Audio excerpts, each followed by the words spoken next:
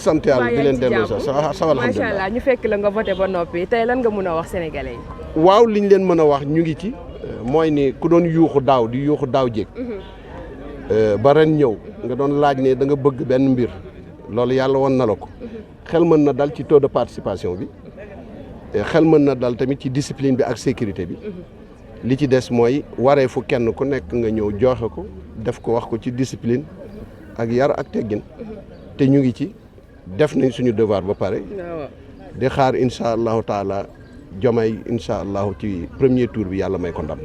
alors ñu gis ne fi nga xamante ni moom moo di ci école bi mën nañ ne mag ñi xar kanamu mag ñi lañ fi gën a nemmee ko ñuy laaj ci ana ndaw ñi rek. waa d'habitude moom Baobab noonu la tëddee.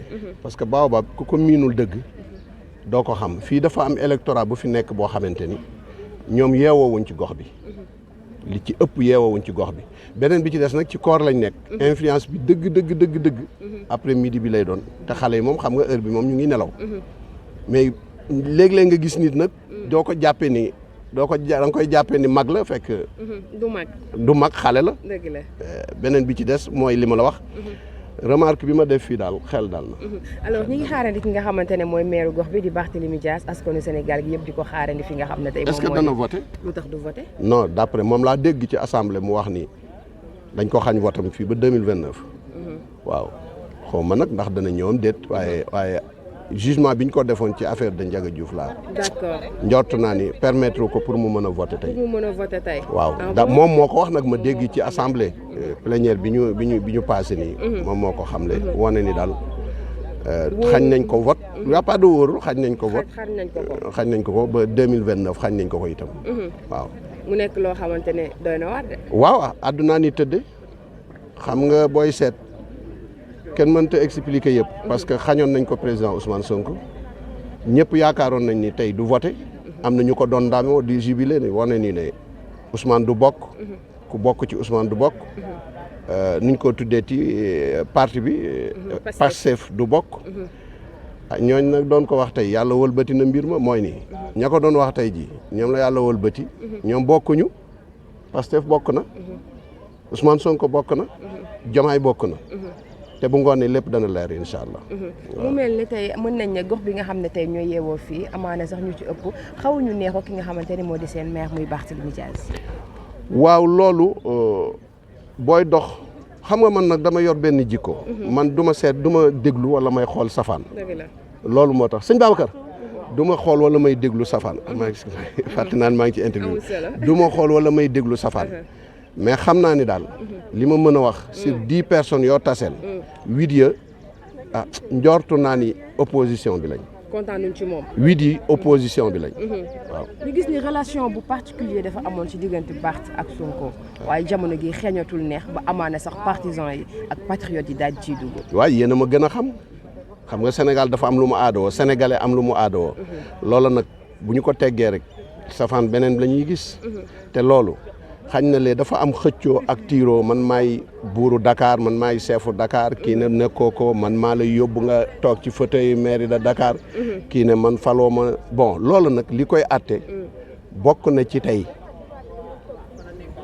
ci tey bu ñu demee ba résultat yi di génn surtout ci Dakar yu yëpp bam daj danañu xam ba xam kan moo yilif Dakar xam naa bu ma ko waxee sax dana am ñoo xamante ne danañ ni wëy non lii du élection municipale d'accord élection présidentielle mais xayma la benn xayma bu njëkk bi mooy leader yi nga xamante ni ñoo jàmbat ne ñoom moom Dakar est-ce que participer nañ ci vote bi beneen bi ci des population bi nga xamante ni nangu nañ ni bon moom li mu wax dëgg la wala ñi ko contre ne moomul Dakar su yoree Dakar c'est grâce à Ousmane Sonko ñaari population yooyu ñoo daje léegi nag li leen di juger c'est le soir à partir de 18h incha allah waaw waaye daal man daal bu daan ñëw maa ko daan jiital.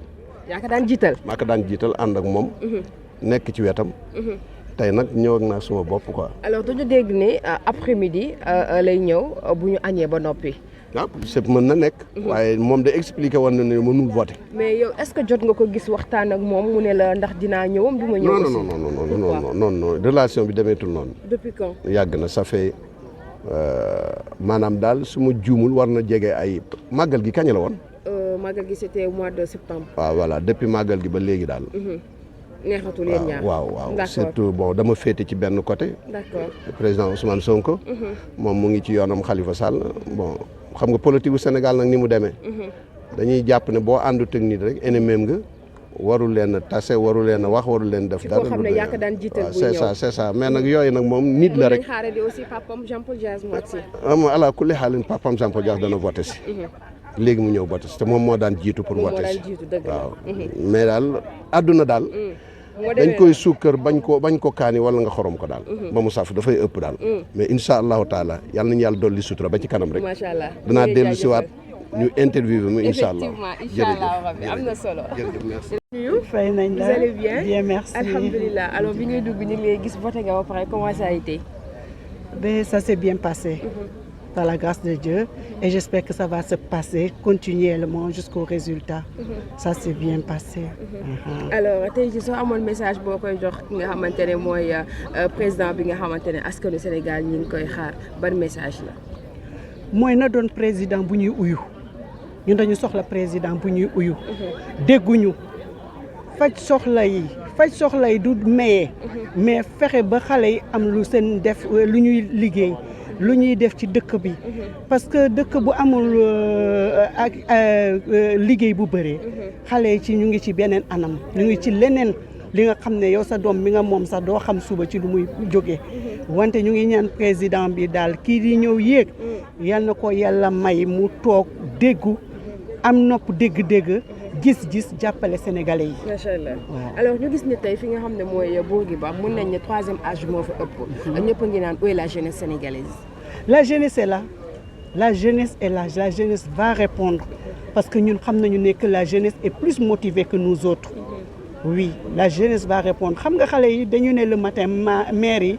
nañu bàyyi ñu dem mais jeunesse baa ngi ñëw. ñu ngi ñëw waaw on a largement le temps. waaw merci beaucoup. merci à vous. merci beaucoup. maam ñu ngi lay nuyu. maa ngi lay fay. mbaa yaa ngi am jàmm. sant yàlla bu baax. alhamdulilah tey ñu ñëw fi nga xamante ne mooy Bourguiba fekk la fi nga ñëwoon voté si moom fan nga jóge nga jóge Kër Massar de. Kër Massar nga jóge waaw fay taxi junni ak ñaar téeméer. ñëw rek pour voté si. waaw te mu jaral ma ko rek mu ñëw voté si. ndeysaan naka vote bi. vote bi moom li ma ci gis. sant yàlla.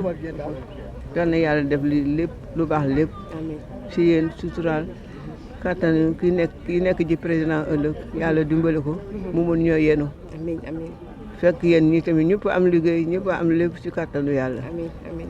jërë ngeen jëf. yaay tey lan ngay xaar ci président bi nga xamante ne tey ci ngoon ci kattanu suñu borom bu yàlla defee jàmm moo nar a jël réew mi. xanaa dimbale ndaw ñun mag yi fi mu nekk suñu doom yi daal bu ñu liggéey ñu mën a am saako ceeb bu ñuy jox. ñu sant yàlla. macha allah waaw loolu la ñu bëgg téye sa temps dañ lay bàyyi nga dem di leen ñaanal gudd fan jërëjëf. waaw kay jërë ngeen jëf. jërëjëf.